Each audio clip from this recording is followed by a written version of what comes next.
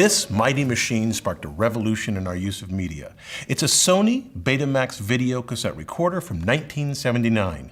This monster weighs about 36 pounds. The engineer in me finds it fascinating. There's nothing digital. It's a truly analog machine. All moving pieces and parts. Early adopters of the Betamax used it to record television shows, a revolutionary concept at the time because prior to the Betamax, you had to watch a show when it was broadcast. It threatened the entertainment industry so much that in 1979, they argued that recording television shows at home infringed on their copyright. It all came to a head in a Supreme Court case, Sony Corporation of America versus Universal City Studios, where 5 justices allowed home recording. Although Sony won this court battle, they ultimately lost out to a machine that used this size tape. This is a VHS recorder made by Sony's great rival, JVC. Both machines solve the same problem, how to store information compactly on a tape. Here's the brilliant innovation used by both machines. The machine grabs the tape, drags it forward as this silver drum starts to spin rapidly. The drum has 2 electromagnets called heads arranged on opposite sides of the drum that read the magnetic information on the tape. That rotating head allowed for a compact recorder. In many previous recorders, the magnetic heads didn't move, only the tape.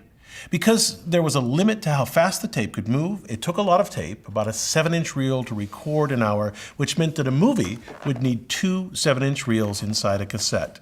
So the rotating heads dramatically reduced the amount of tape needed, reducing the size to where it could be easily held in a cassette.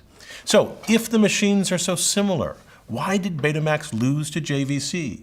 Many thought the Betamax machine would win. It had the better image quality, and the Betamax is decidedly better built. Compare ejecting a tape on the Betamax to the VHS. First, watch the Betamax. Note how smooth it is, and then watch the VHS. That's abrupt and will wear out the mechanism, yet, to my engineer's eye, the VHS was the better solution. First, the VHS was lighter than the Betamax, 29.5 pounds compared to 36 pounds for this Betamax machine. That's a huge difference for a mass-manufactured object. It impacts everything from material costs to assembly time to shipping costs. So, at the low end of the market, the VHS machines were cheaper than Sony's Betamax. Second, the earliest Betamax tapes played for only 1 hour, VHS played for 2 hours, enough time for a movie. The ultimate killer, though, was the rental market. Well, Betamax focused its ads and energies on time shifting. Their ads featured headlines like "Watch Whatever, Whenever." Well, JVC, the maker of the VHS system, created relationships with the nascent video rental industry. When this market grew, VHS dominated in titles. And while you could for a while find both formats, eventually retailers began giving shelf space to the slightly more dominant brand, which then dominated even more. So, the Betamax versus VHS dispels the notion that simply being first to market is the most important issue. It reminds us that technical excellence in one area isn't enough, here the superior picture quality of Betamax, but that all technical aspects matter. For any mass-manufactured object, the winner is usually the one that is just good enough.